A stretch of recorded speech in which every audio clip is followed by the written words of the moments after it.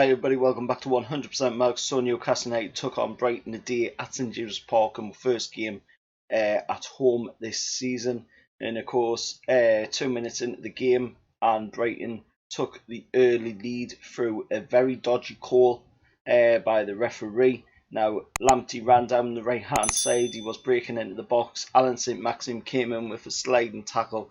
His foot, the tip of his boot hit the ball first, and Lamptey, of course, went down inside the box. Now, Kevin Friend, who was the referee for the game today, decided immediately to point straight to the spot before even getting it looked at by VAR, which Graham Pawson was on VAR today.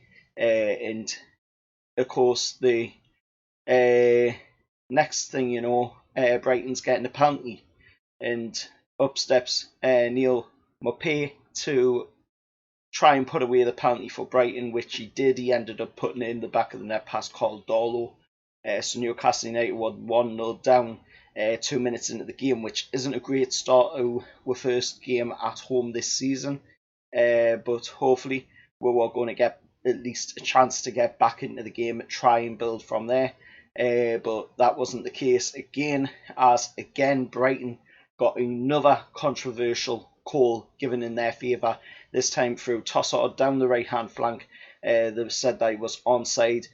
Fair enough, on the VAR when they did show you it, he was onside, but the person that he ended up passing to for the goal, which was Neil Maupay again, was of course offside. So rightfully so, the goal should have been completely disallowed and not credited to Brighton. But unfortunately, they looked at it on VAR. They accepted that Tossard was onside, and they awarded the goal to Brighton for some bizarre reason.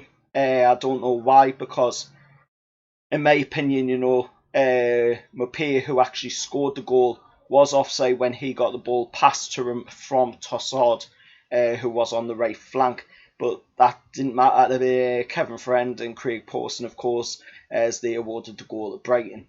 So that meant that Brighton were 2-0 up against within 8 minutes into the game. And Newcastle had everything then on our shoulders to get back into the game, which obviously was never going to happen, because you could see by the way the referee was going about the game today, that we were never ever going to come away from this one with a win, because Kevin Friend was given free kicks, set pieces. He was given whatever he could in Brighton's favour to stop Newcastle's attacks. When we did get an attack, we were being brought down. Nothing was being given.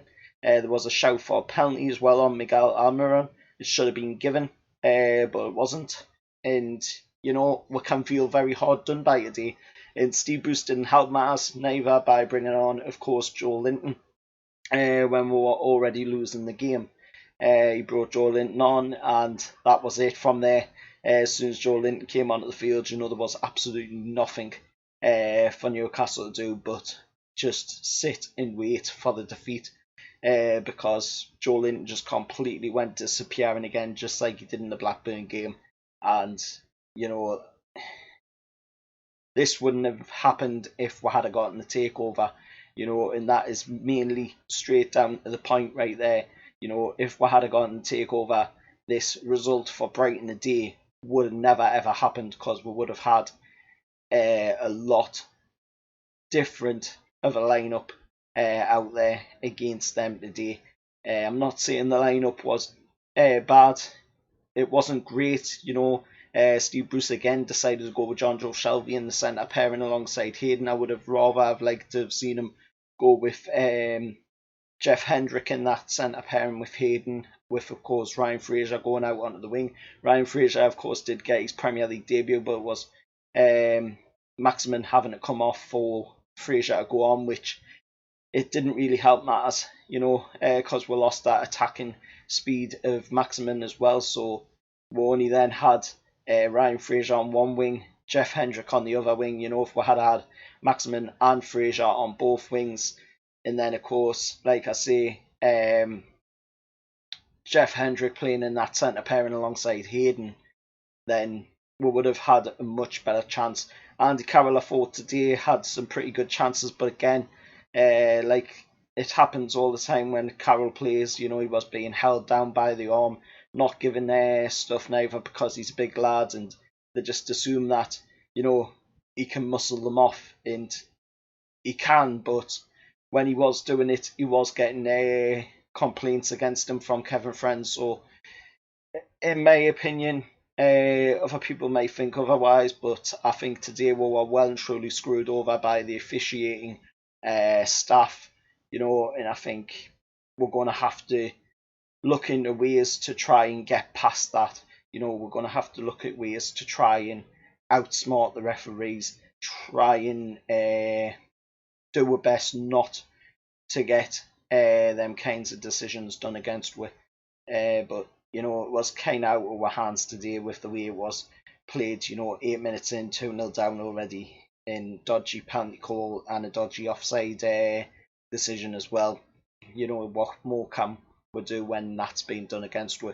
But we'll move to 11th in the table. If we had have won by 4 goals today, we would have went top of the table. But like I say, there wasn't much that we could do, to be honest, with the way the refs were officiating the game today. And it's only early doors. We've still got another 36 games to go in the Premier League, so it's still very early doors. Still big chance for we to finish high up in the league if we can play to our strengths and put out a pretty good team as well. But now we're focused must turn to that game against Morecambe in the League Cup 3rd round tie to progress through into, of course, the 4th round of the League Cup.